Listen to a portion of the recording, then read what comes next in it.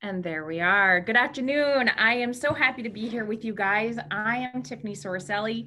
I am the founder and creator of Virtuoso Advising for Artists. And I am just delighted that you are all joining me on this afternoon, or if you are joining on the recording later on. So what we're going to do today is we're going to give an overview. It's a really difficult time for many people. The pandemic is influencing so much in our world. So planning through a pandemic is a series. I'm just creating another hotspot to make sure I don't drop my internet. Planning through a pandemic is a webinar series dedicated to building strategy and helping individuals control what they can through the chaos of all of this. It is created to be a 4-part series that builds upon each other. So this program is the kickoff, it's the introduction, and then in the subsequent webinars, we will go a little bit deeper. I want my screen to advance, come on. So, I am Tiffany. I am really excited that you're here, and I just wanted to applaud you for taking the time to spend the time to focus on yourself and your goals and discovering things that you can do to move through this challenging time. So what we're going to cover today is I'm going to give you an overview of planning through a pandemic. If your mic isn't muted, go ahead and mute that. So we're going to go through the whole series. We're going to dig a little bit deeper into the key items that artists need to thrive in today's world of insanity. We're going to go a little bit deeper into the importance of goal setting, how to utilize goal setting as a tool to move through this time. Then you're going to get some homework. And we'll have a Q&A. The webinar today is scheduled to take 60 minutes, and then we will have 15 minutes of question and answer at the end. If you have questions that come up while we are going through the content, go ahead and write them in the chat feature so that you can either jot them down. I or Jeremiah will be monitoring them as they're coming up. But then we'll have a designated Q&A time at the very end. One other thing, cool. So planning through a pandemic is a project that really came out of some of the work I was doing through volunteering through the Artist Relief Tree. I stepped in to help Artist Relief Tree early on in their fundraising efforts, given the relationships that I had with the planners and my background in some nonprofit management and finance. So what the series is meant to do is really kind of, like I said, it's going to build one after another and really go deep into the areas of planning that I do when I'm working with groups and coaching that I do. So today we're doing the intro, what every artist needs, and the 3 keys. On Thursday at 2 o'clock Eastern, we are going to go really deep into finance. So if finances are an area of that you want to focus on, you want to definitely make sure you register or sign up for Thursday's Pandemic Proof Your Finances. On June 2nd, we will discuss bulletproofing your business practices and the importance of planning through that. And then June 4th, we're going to talk about next steps and moving forward through this time. For those of you who are artists, that industry is probably going to be one of the last to get back to normal, whatever the normal looks like after this. So we need to think about that. We need to plan through it. And I'm going to share some of the information that I'm doing for my clients and help build some strategies that you can then implement in your own world and for your own goals. So who am I? How did I get here? Like who is this lady talking at us? So I'm Tiffany, as I said. I started my career as a singer. I went to school for vocal performance. And as you see on the screen, my plan was to go from A to B. I was going to be the next Renee Fleming. You know, I went to the Crane School of Music because Renee Fleming went to the Crane School of Music. And thought that I was going to just move right into that performance space. While I was doing my degree, though, I realized that there's a lot about the industry that gave me a lot of concerns. The inconsistencies of the income was one of them, which is interesting because now I plan around that all the time. But in my sophomore year, I added a business degree. So when I graduated, I had a job waiting for me in Manhattan, and I started my career in arts management, working for a very small boutique management firm in Manhattan. When I joined that firm, the individual who ran that firm actually ended up moving in a different direction after 25 years in her career. And I ended up executing all of her outstanding contracts and serving as a conduit between her artists that have all been rehomed to other management firms, and making sure that the paperwork coming in was still being taken care of. So I helped bridge that gap and execute that transition for the firm and closing a business. And while I was doing that, I was working at another management firm. So in theory, as my responsibilities decreased at the first firm, it was expected that my responsibilities would increase for the second. And when all was said and done, it was evident that the second firm was amazing. They were lovely people, but they didn't really have the volume of work to really need me. So I decided that I needed something completely different than music, and I went to a hedge fund.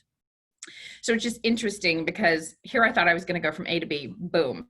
But really, I think my career path has looked a little bit closer to the second picture, because there's been pitfalls and there's been, you're constantly pivoting and changing. So after the hedge fund, I ended up getting engaged, moving upstate, became the executive director of a professional orchestra, ran the orchestra for 3 seasons while doing a master's degree in music education. So I've taught, I did some choir conducting, and then when my husband's job was accessed from the school district that he was teaching in, we had to make another shift, and we ended up in the Capital District. So I live outside of Saratoga Springs in upstate New York. I am quarantining in my office today, which is 10 minutes from my house, and there's nobody in my building. So I've been very fortunate to have a safe space to continue the work that I'm doing. When we came here, I continued my work in nonprofit management, doing some fundraising at a private college and as the director of development for a statewide nonprofit. All the while, I always was singing. I sang some church jobs. I did some weddings, some professional theater in the area to keep one foot in, but really went deep on the industry side of things. After about 10 years of nonprofit work and fundraising, it occurred to me that my job as a fundraiser was to sit across from very, very wealthy individuals and their estate planner or their attorneys or foundation executives, and help them achieve their goals by creating a plan, by going through and building strategies for them.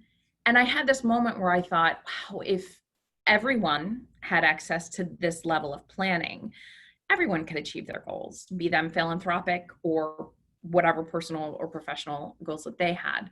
So in 2014, I decided to study and take my licensing exams. And in 2015, I opened my first financial planning practice.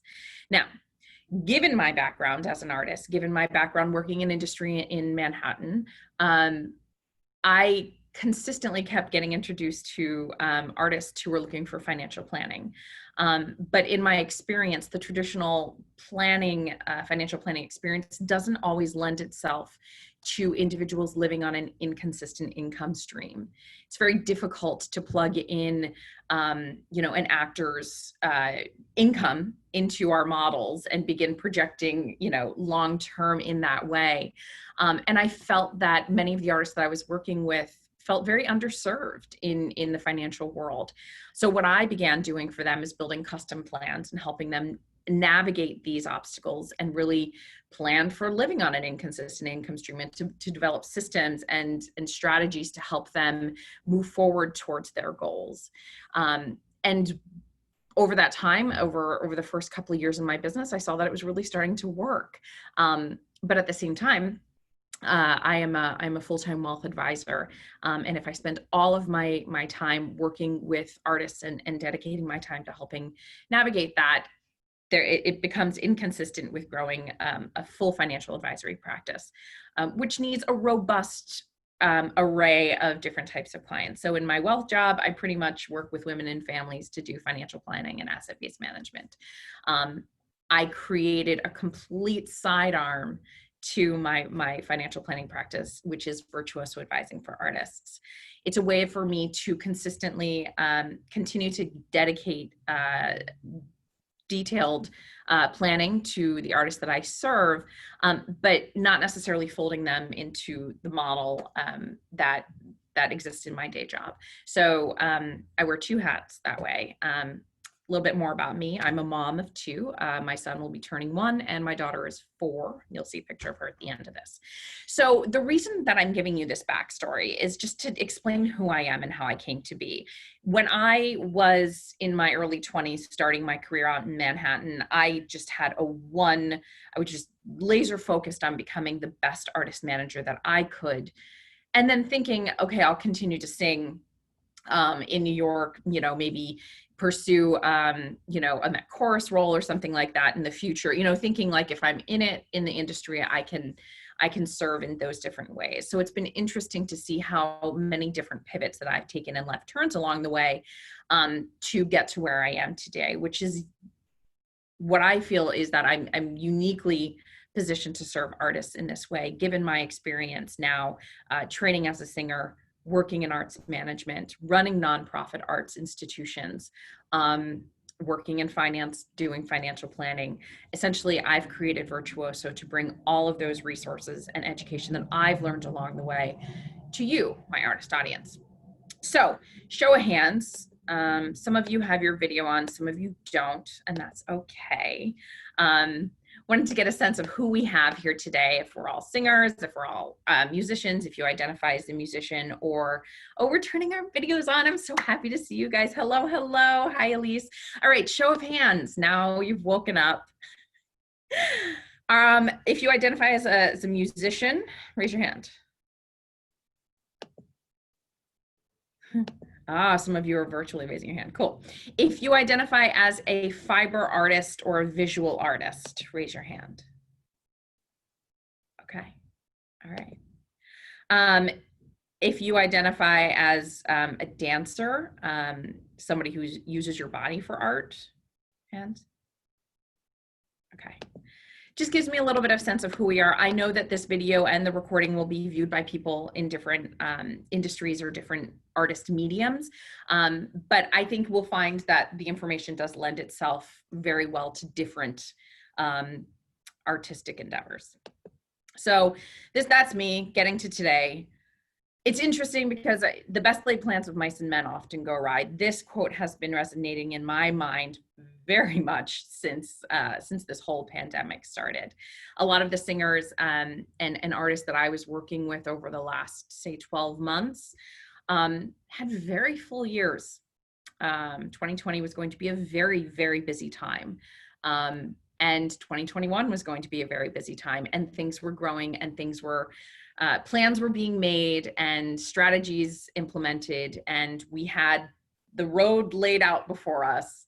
And yet then here we are. So things change and it sucks, and it's difficult to deal with that. So that's why we're spending some time figuring out how to operate in this new space. I don't know about you, but when mid-March is when things started getting really bad in New York. I was actually supposed to be flying to San Francisco to work with the singers at the Young Artist Program at the San Francisco Opera on the weekend of March 13th. And we were kind of touch and go. Do I go? Do I not? Decided not to go to make that trip. And I'm glad that I did, because as of Monday of that weekend, I would have been in lockdown in San Francisco or struggling to get home, as so many of you were. the weeks that followed were dark. And again, I work adjacent to the arts industry, but so many of my clients were out of work, experiencing great loss. And I think the hardest part of it was not knowing when it was going to end, or how it was going to end, or what was really going on in those early days.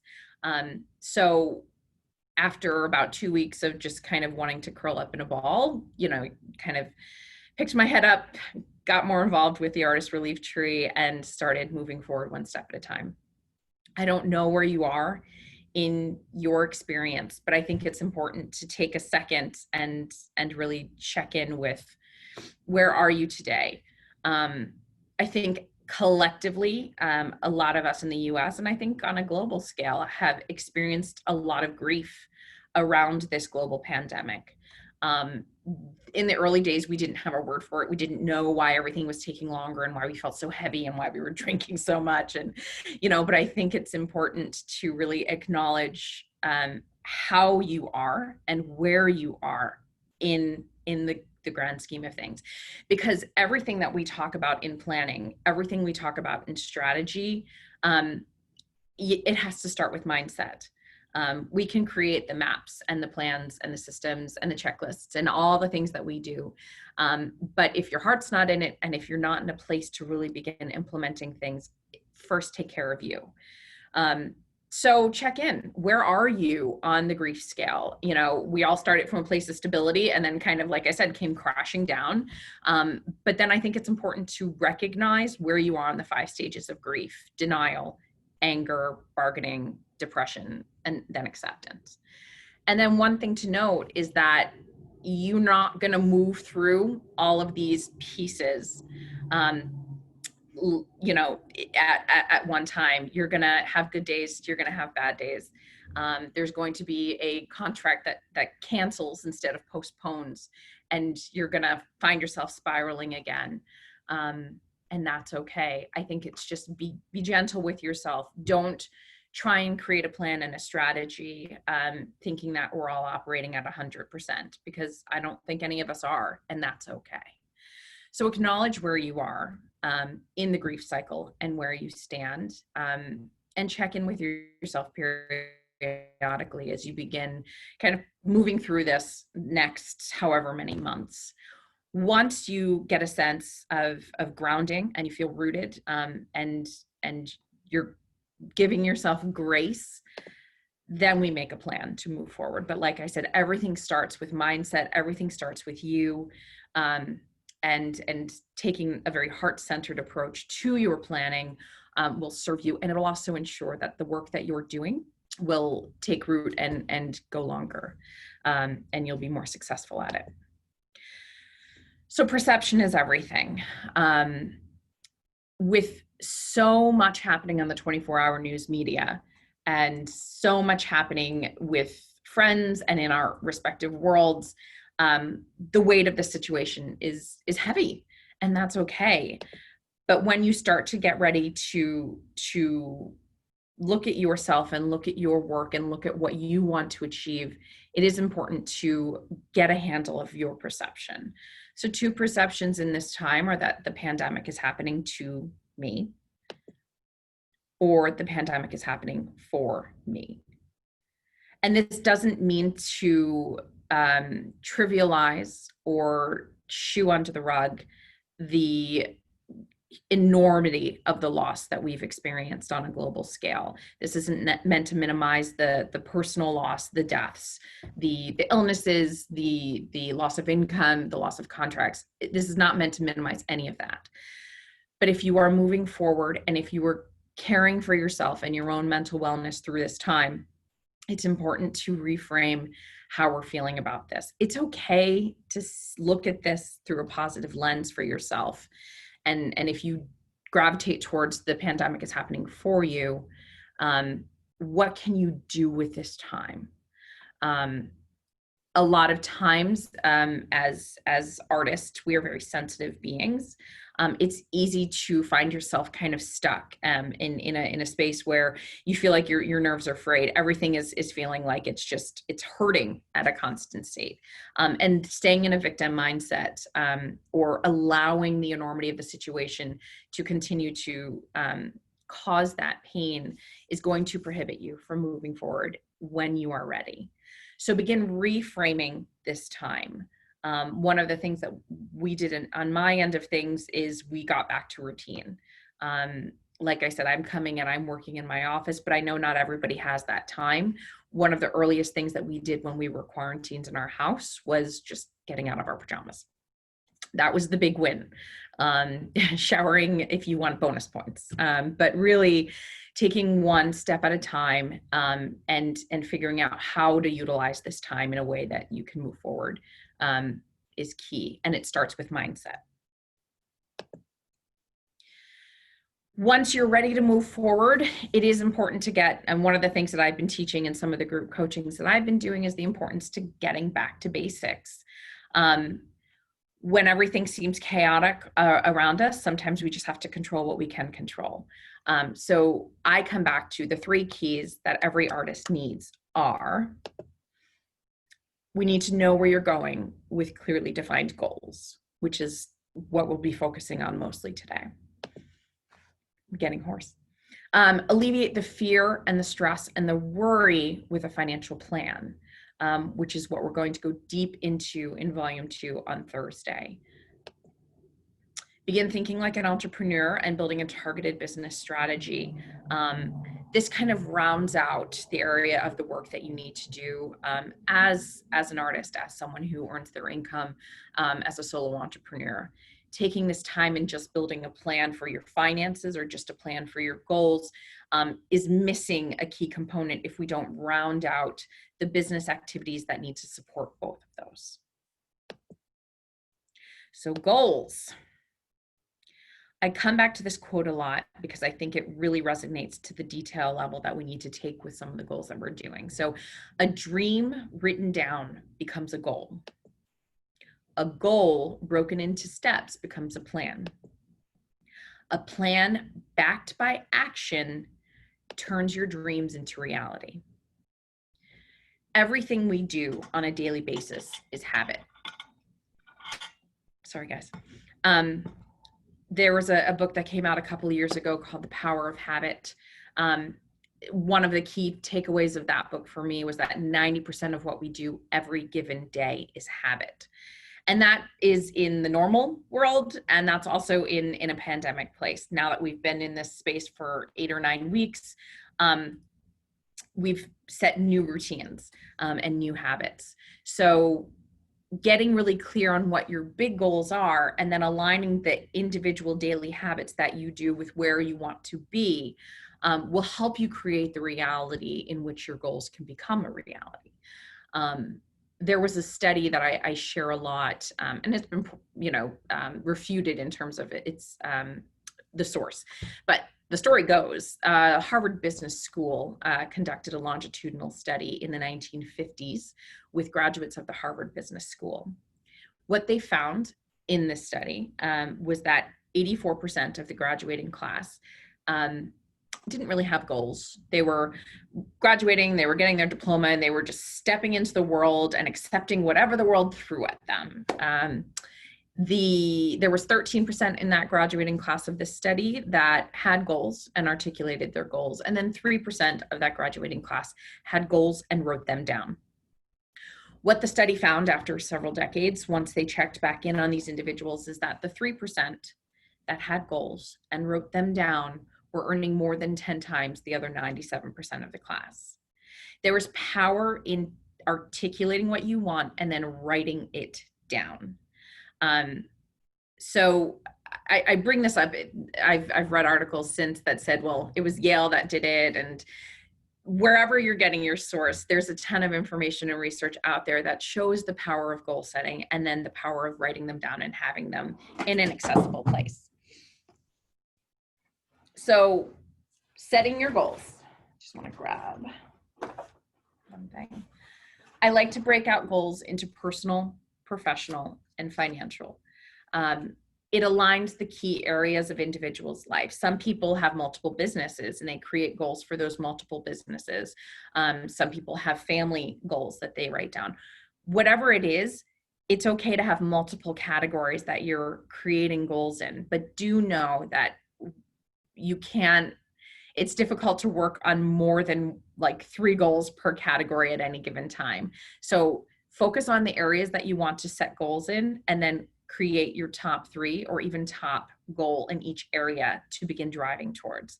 It's okay if you're not working towards everything at once.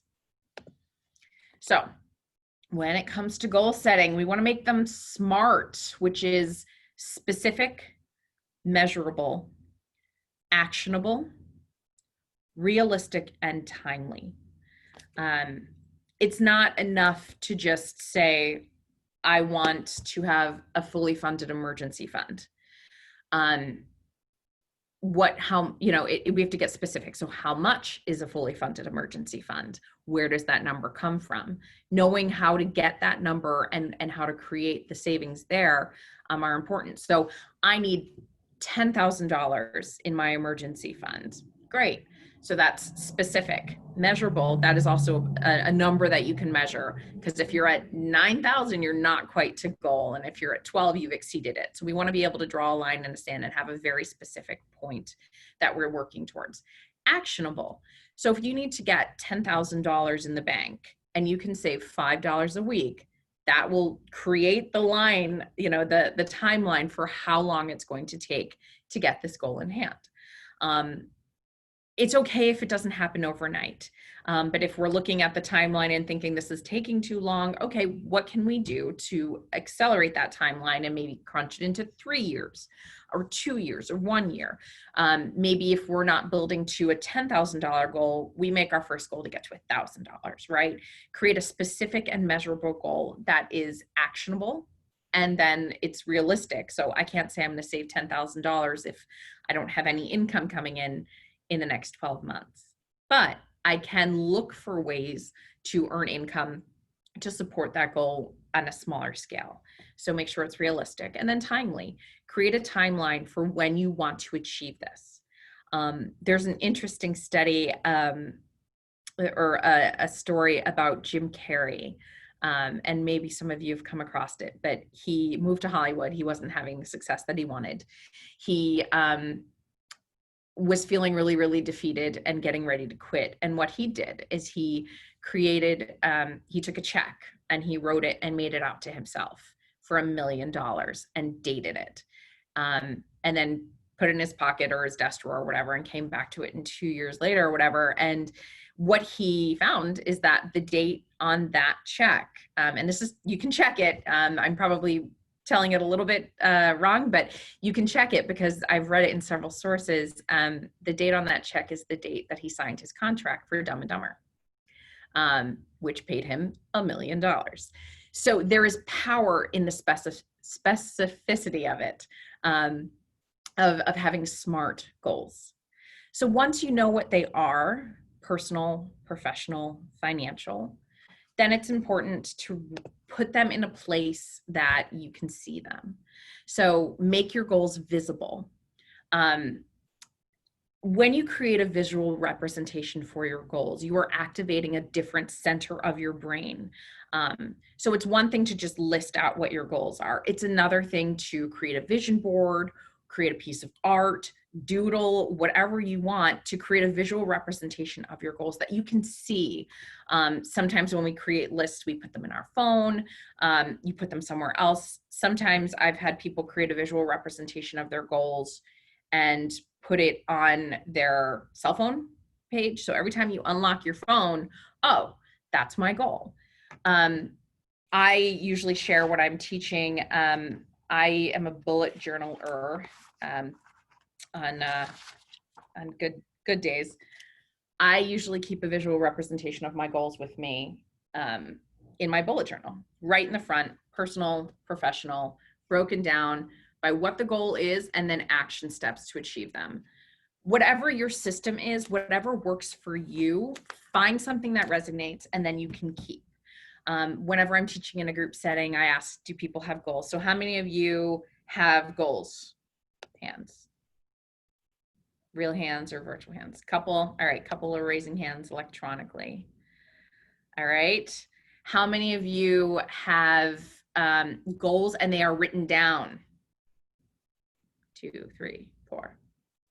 Awesome.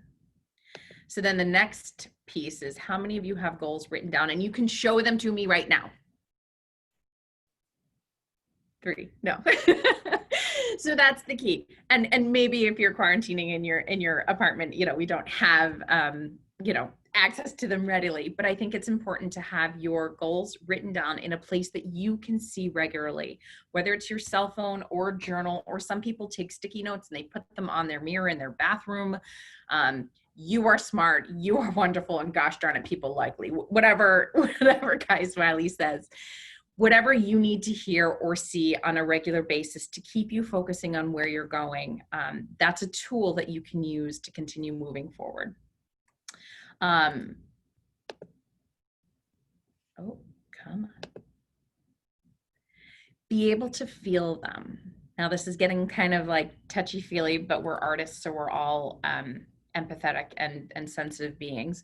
If you write a paragraph about your goals, about what it feels to have achieved them, you begin to create in your brain a reality that is tangible to you, an emotional response to achieving them. Acting like you've already achieved your goals, it helps you connect the dots from where you are now to where you want to be. So using our example of an emergency fund, I feel an immense confidence knowing that I have 3 months of my emergency fund in the bank. I don't worry when I'm moving forward into uncertain times or at the end of a contract. I know that I'll be able to support myself and my family having achieved this goal. It's framed as if I've already done it because I can feel what it's like to have achieved it. So spend some time, make your goals visual. So articulate what they are by making them SMART goals, have a visual representation of them, and then really find a space inside about what it feels like to achieve them. Do it writing, whether you're a person who articulates written, or maybe this is part of your visual representation of them, but spend some time feeling energetically what it feels like when that goal is achieved. That will help align the subconscious brain with the action and activity that it needs to take to bring that into a reality. Know your why. This comes up a lot when people I'm working with are working towards best practices. I want to eliminate debt. I want to create a savings. I want to, a lot of this is financially. I want to achieve this professional goal in my career. Why? And really spend some time unpacking that. I went to the Crane School because I wanted to follow in the career steps that Renee Fleming took. When I unpacked this why I wanted to be a singer, it became evident to me in my 20s, once I had graduated with my performance degree, that it's all I knew.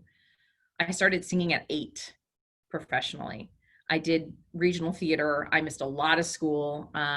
I made money that my parents put towards college. I was young, but by the time I graduated college, I already had almost 20 years after my master's degree, almost 20 years of training my voice. It's all I knew. So when I graduated with my undergrad, I was thinking, why do I want this? Yes, I love singing. Yes, I love performing. Yes, I love engaging with audiences. And I believe in my core that we need art in our society as a culture. Our hearts need it, and our audiences need it. But it became evident that I didn't need to be the one. There are other ways for me to serve the arts industry in the field once I became resonating with what my why is. And creating Virtuoso is the realization of my why. I have the training in the background because I bring resources to support the people who are creating the art, and being part of that team to support individuals who are out there creating the beauty and the art that our society so deeply needs. So when you're looking at your goals, know why you want them. Is it because this is the way you were raised? Is it because you want to eliminate debt because somebody somewhere said it was bad? Do you want to have savings because this is what we should do? Or is it because there's a deeper need? You know, the anxiety at one contract to the next is causing you not to do your best work when you're nearing the end of a contract, or maybe it's the fear and the anxiety around this global pandemic is now going to further inform the habits that you want to create for yourself to create your own financial plan, whatever it is. Know what your why is, so that you know what that motivation is. Because when we break this down to the individual habits that we take on a daily basis, you're going to have a goal to, for instance, eliminate debt. But it has to be so powerful within you that you're not going to use your credit card to get something that's a want, not a need.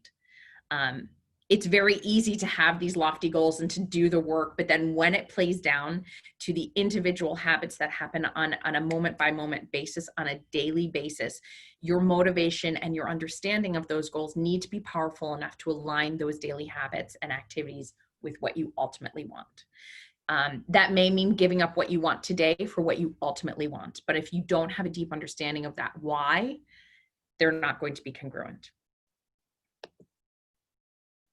Take action. Once you know your goals, they're visible, you feel them, you understand them, then we align our action with those goals. It could just be breaking down your goals into clear-cut action steps. I need X amount in the bank. I'm going to be able to do X, Y, and Z on a daily basis to get there. Maybe it's, you know, creating a calendar of when you can, you know, what your income projections are going forward. Maybe if it's an action around the home, it's creating a space for you to practice or do your work because we're all staying at home. It's too much to create it all in one, but what are 3 things that you can do on a daily basis? Maybe it's, okay, let's first unclutter the space. Let's sell the things online that we want to be selling to earn new revenue. Let's, you know, set up and redesign the area so that it is most conducive to doing our best work. Whatever your goals are, outlining the action steps to help you move forward will help create energy around achieving those goals. Momentum begets momentum. So taking immediate action of maybe just when you create your goals, then make them visible, or create a task list for yourself so you can schedule time to make them visible. Take one tiny action to move towards the goals. Will help keep you motivated and moving forward. And then share them. Share them with each other, share them with friends and family. I was teaching for, I think I was doing a program for Seagle Music Colony artists 2 weeks ago now. And one of the singers brilliantly asked, she said, well, I don't create goals. She framed it like, I don't create goals because if I don't achieve them, I failed. And I had to really impress upon her that just because you don't achieve your goals in said timeline doesn't mean you failed. You've moved that much closer towards them. It's also important to know that goals can change, and that's okay. Being able to pivot when you need to, being flexible in what you want to achieve, and changing your mind is okay. I've heard many a business owner talk about, like, they create a line in their business and they think this is the end all be all. And then as they're starting to build this and maybe even investing significant funds in that, and then they go, yeah, I don't really want to do that. I'm gonna change our mind, pivot. Same thing from a professional side of things. Whether it's something for your health or something for your business or something for your art, it's okay to be flexible around them. But when you share your goals, you make them even more real, right? You take it outside of yourself and outside of your cloistered, a home or apartment, and you share it with other people who become invested in helping you achieve them. You set it out there, you make it a reality. This is why we see so many people who are in the fitness realm, blowing up their stories, their Facebook stories with their workout of the day, or you know, their activities that they're doing for their goals, because there is power in just being visible with that and sharing it with your community. It also holds you accountable. If you're saying that you're going to do this, it's nice to have the support outside of yourself if you need that additional motivation. So SMART, visible, feel them, understand them by knowing your why, take action, and share them. Before we move on, questions about goals. It's okay to use the chat feature, or you can unmute yourself, whichever is easiest. Do you separate bigger goals from your daily mindless? How do you separate bigger goals from daily mindless tasks? Which ones take priority? And any tips on how to sort what should be done first? That's a great question, Zoe. Prioritization is key. When you're doing your goal setting and you create that timeline, I'm just realizing I didn't give you guys the PDF. Is it there? I have a PDF that you guys can use, and I'll share it towards the end. When you create your goals, having that timeliness, whether you think this is where I want to go in 10 years or 5 years or 3 years or whatever, knowing where you ultimately want to go helps break it down. So when you're looking at your daily mindless tasks, as you say them, and you're looking for what aligns most congruently with where we want to go, look at your daily tasks, and maybe it's only one thing a day that seems to be pointing to that longer term goal, but make sure that you prioritize that action. How to sort what should be done first. This definitely comes back to the way that you work, which is an individualized thing. Some people work really well when they can eat the frog first, which is a phrase of saying, like, do whatever's hardest first thing in the morning.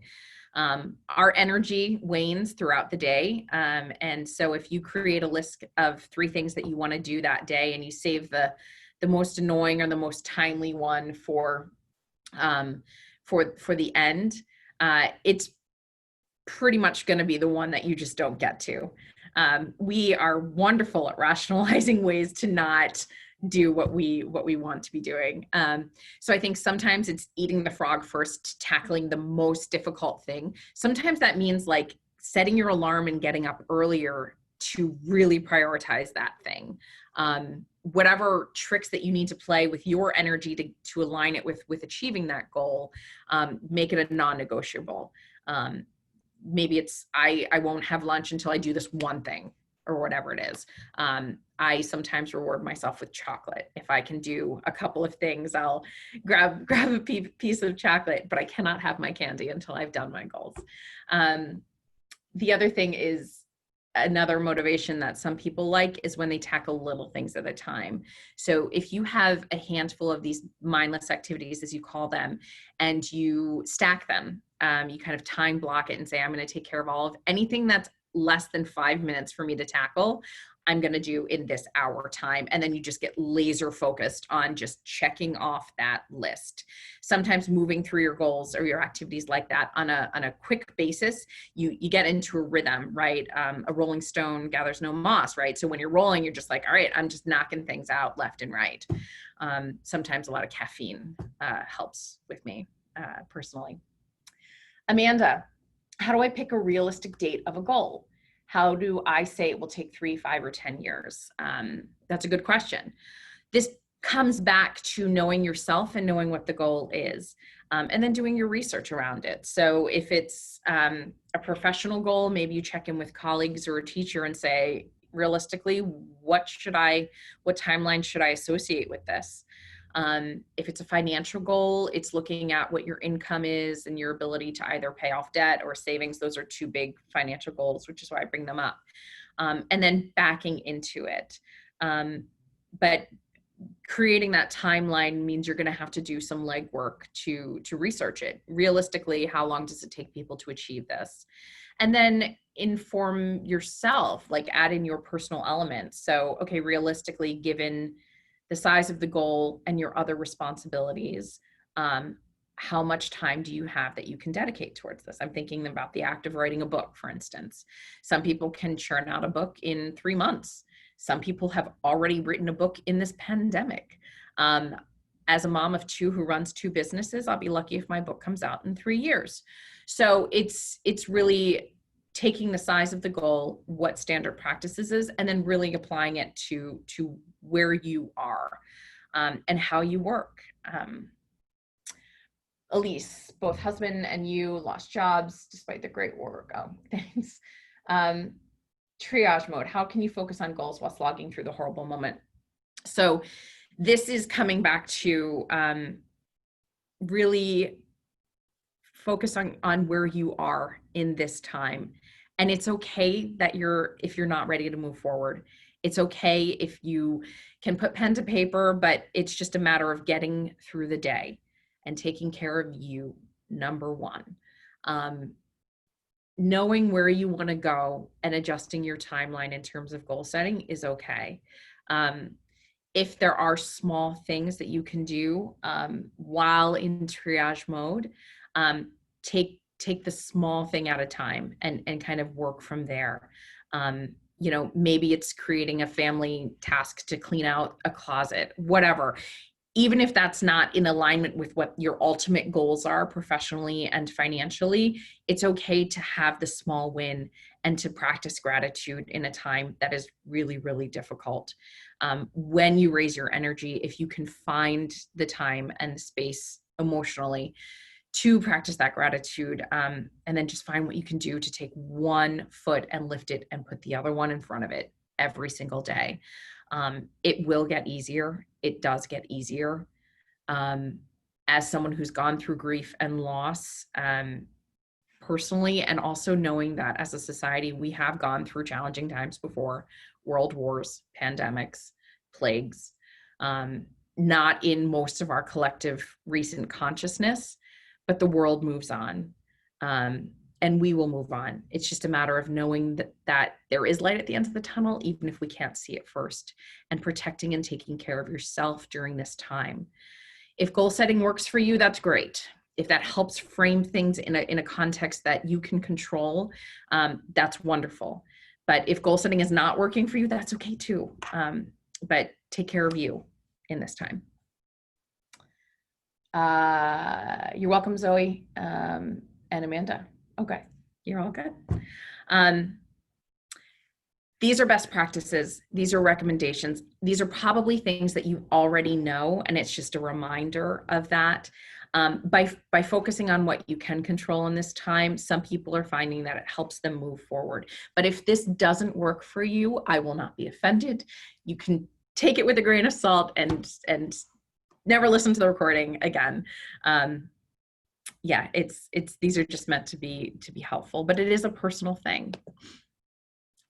So key takeaways today.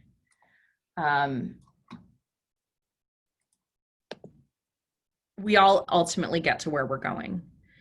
If you are unhappy in your current state, or if you realize that another downturn like this in the industry or in your career or in your profession is going to be too much to bear or whatever, it's okay to pivot.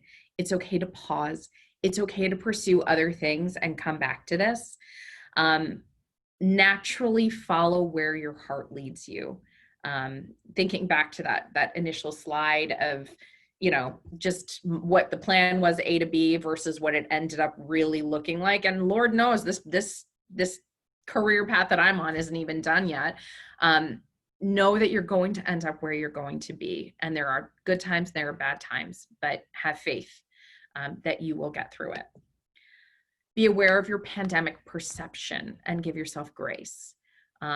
It's okay to not have written a novel in the 8 weeks that we've been quarantined. It's okay to feel the grief and the weight of the situation. It's okay to have cleaned and organized every single crevice of your home. And if you have, I am so jealous. But be aware of your mindset and what you need to do to take care of you. 3 keys. your goals, your numbers, and your plan. Like I said, we're going to go deep into the numbers on Thursday in volume 2. And we'll talk about business strategy in the 3rd session. The 4th session will really be pulling it all together and talking about ways to move forward, what people are doing. I'm currently conducting a survey of side work that people are doing in this time. Who's hiring? What are you doing to make money if you're out of work? You know, what are other areas that people can do? And I'll be sharing the findings of that in the end of next week for our final series. And start with your goals. Know where you're going before you draw the map. So if you can't take action immediately, that's okay. You can go cerebral and really figure out, what is the path? What do you want? If this pandemic has given you time to pause, you know, maybe you were running from rehearsal to rehearsal or performance to performance or work to work to job or whatever. If this has given you a time to pause and really reframe, maybe take a moment and think about what you want to reintroduce back into your schedule and into your life. When things get back to normal, you get to create your new reality, but you can align it with ultimately what you want to achieve in the long term by strategically allowing things back in. So your homework, there it is. I've got the, I'll put the link to the PDF in the chat. I will include this also with the recording when it gets sent out via email. But your homework is get clear on your pandemic perception. I guess the homework, if you choose to accept it, is get clear on your pandemic perception and be kind with yourself. Spend a little time dreaming. Forget about the ugly reality of the situation that we're in, and think about what you want to create for yourself. Whether it's this experience personally has made my husband and I realize we don't want to scale up. Both our small children are sharing one bedroom right now. We have a small Cape Cod home that we own, and we thought we wanted more space for the kids because we've already outgrown it, but we've decided that we're not going to go bigger. The idea of having the space that we have is important, and the closeness that we feel, even though we're on top of each other. Check in with me when my kids are like teenagers, and maybe that story will change, but you can change your dreams. Think about what you want to create. Think about what you want to see when you look backwards at the end of your life and you think, these are the things that I've wanted to achieve, whether it's places to visit, impact for the work that you are doing, income made, financial goals, whatever. Dream, paint the picture. It's okay to dream big. Allow yourself the audacity to create big, hairy, audacious goals, and then allow those goals and those dreams of a way to influence the goals that you have. But it's okay to play and dream, especially in ugly times. Create and review your SMART goals. Create a visual representation for those goals. Again, vision board, paint. Some people are really great with online Pinterest type boards. Whatever resonates with you, spending time doing that and controlling that in a time where seemingly very little gets controlled is a good use of time. And then share your goals with others. I did want to share here that there is a closed Facebook group that Virtuoso Advising for Artists has called Virtuoso Studio Artist. If you want to create your goals and share them in the studio for myself or anybody else to see and support you on, we've created a community there of support. So that's that. So Q&A, 4 minutes early, but looking pretty good. So this is a time that you guys can have more open questions. Like I said, in the second series, we'll go deeper into the finances.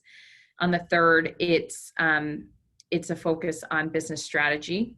And then on the fourth, steps and ways of moving forward. that cutie there is my daughter, Juniper. And I think if if you have a cute kid, why not put them in your slide deck, right? And if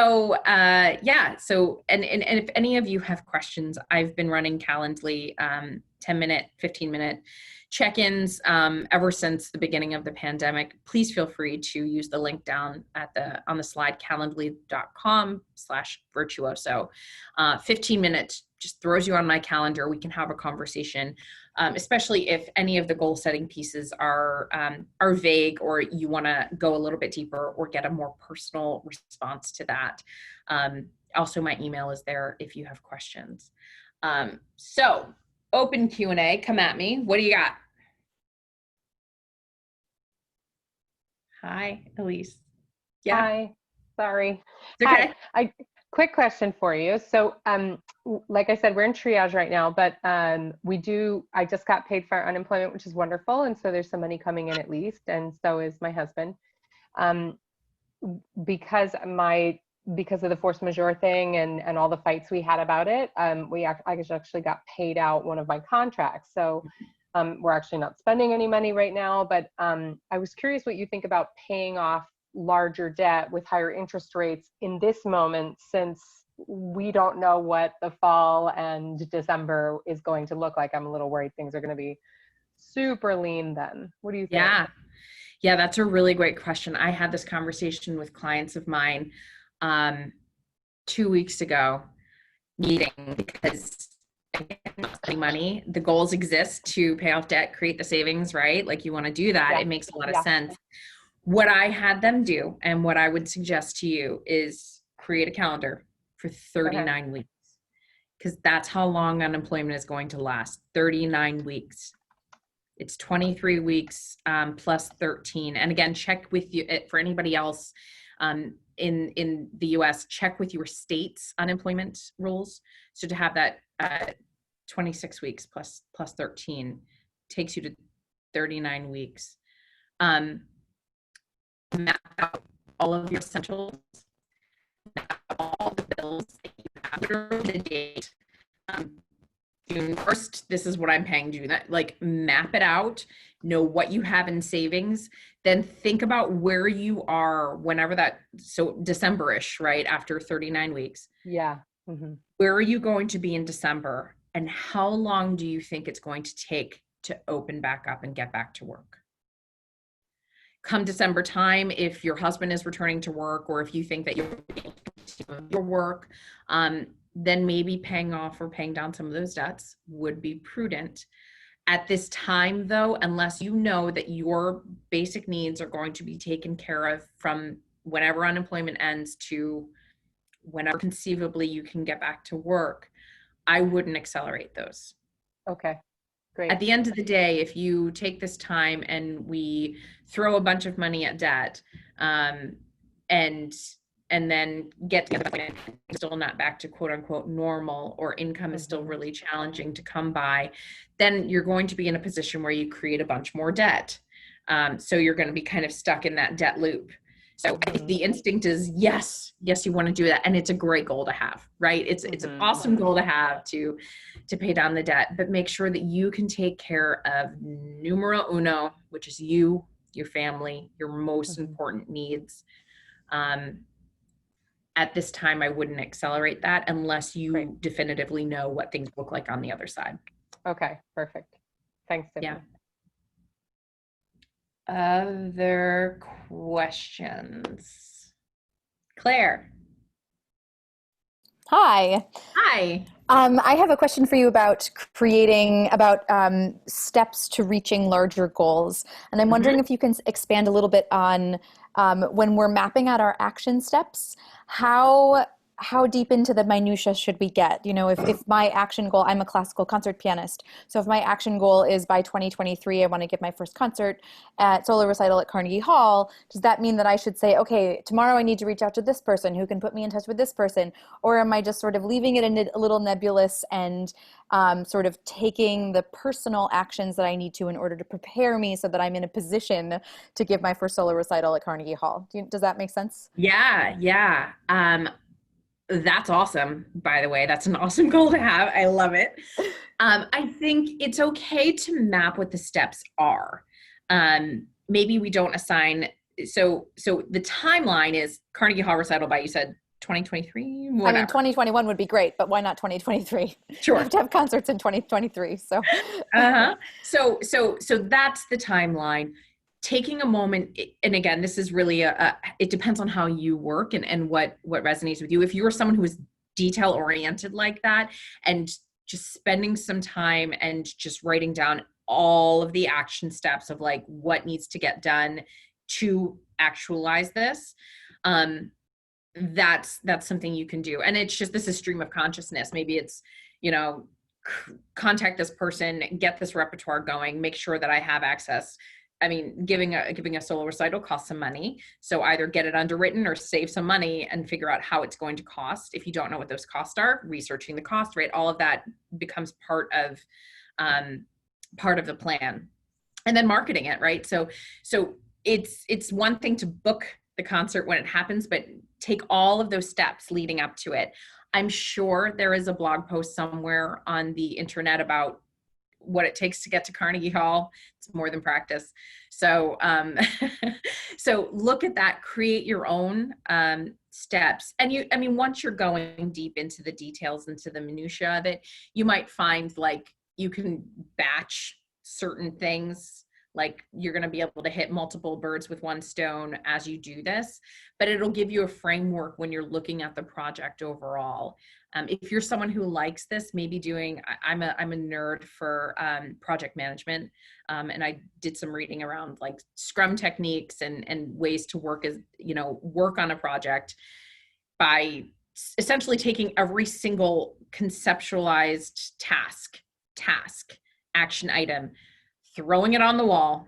When I travel for some of the coaching programs I do, I bring really big boards, like sticky paper, and I've covered my hotel room before, especially when I was getting Virtuoso launched, because then it's just colored pencil everywhere. You know what I mean? You just write it down. So however it is to just get it all out of your head into some form, and then you organize it in a way that you can say, okay, I think I can probably tackle this, phase one of these items in this reasonable timeline. Then that becomes your smaller batched items. That's what I would do if you had a lot of little things. Thank you. Erin asked, will this session be archived? Yes, all the registrants will be sent. We're still recording, but when it's done, all of the registrants will be sent the link to where it lives, which will be on the back end of the Virtuoso site. So you'll be sent the exact link to it's going to be private, but it'll be hosted on YouTube. Great question. Other questions? If you are raising your hand, it's hard for me to see everybody.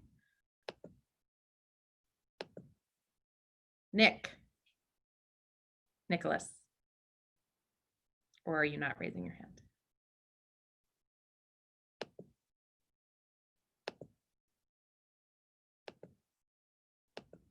Anybody else? Okay. We've got a couple more minutes, so I'm gonna hang tight just in case anybody else pops on and has a question. If Claire, Elise, Zoe, anybody that's asked a question, if you guys have other questions, please feel free to ask. Like I said, the other sessions are the next Thursday, Tuesday, and Thursday. This upcoming Thursday, we're gonna go much deeper into financial best practices, overall planning, and then what you can do, especially if you've lost income as you're navigating this time. I see that there are chats, but I'm not seeing. Erin. Derby, just thinking she was the Yep. one. Yeah, I was thinking, do you have any sort of journal or book or guide that you like to use to organize your game plan and your steps? It looked like you had sort of hand drawn a way that you've done it, but do you have anything out there? I'm a control freak. Yeah, it looked beautiful. So what I found over, I guess, the last 15 years of like trying to manage systems, I didn't find one calendar or one journal or one resource that was perfect for what I needed, which is essentially when I break things down, I have to organize it. I don't know if you can see that, but like the week, personal, my work, my day job, and my virtuoso job. So these are the three core areas of my life, right? My family, my day job, and virtuoso. So I created something for myself. I know some people swear by, her name is not going to come to me. I'm not a different, yeah, it's not going to come to me right now. Do some research into organizational tools. If you're a paper person and you want to like check that out, maybe do some research into like best calendars for what do you do for work? Photographer. Okay, so best organizational tools or calendar systems for photographers, right? And you'll probably find a bunch of people that have put content out there and like their resources for what works for them. I bullet journal because it's both creative outlet and organization for me, which I need in my space. Sometimes when I'm doing my calendar work, if I'm too confined, it doesn't give me the freedom to do the work in the core areas that I need. But seeing what works for other people, especially as they need to organize similar content, it's helpful to find what others are doing to organize that way. Okay. All right. Thank you. Yeah. And if you, I mean, bullet journaling is kind of fun if that interests you, but it does take time to like set it up and write it all in and stuff. Other questions on goals, on anything else? If not, you guys you're not a captive audience. You don't have to stay. It's totally up to you, but I will be recording just a few more minutes, probably give it 2 more minutes, and then we'll stop the recording, and then I'll still be available through the Zoom until 1:15. For anybody watching the recording, if you're welcome, Linnea. If you have questions when you're watching the recording and you want to reach out, you can use the email address, you can use a Calendly. There will be comments under YouTube. I'm gonna admit I'm not the most adept person at using that, but if I do see the comments and I can respond there, I will. Another place that you can reach out for questions though is find me on Facebook, Virtuoso Advising for Artists, or if you submit questions to the Artist Relief Tree, you can access things there. One key thing to highlight is that all the applicants for funding through Artist Relief Tree have been able to access these webinars for free. They've been given a code for that. But if you've given the suggested $5 donation or more, the impetus behind creating this web series is a way to literally raise money while being of service and helping artists through this time. So I'm providing education and resources there, but also looking to fundraise to create more opportunities. And as of today, we have raised over $250, which means just the people who've registered so far today have already supported one fellow artist through the Artist Relief Tree. So thank you. Thank you for being here. Thank you for being so generous. And please reach out if you have questions. That's why I'm here. All right, I'm gonna stop the recording now, and then you'll all be sent the link to where to access that.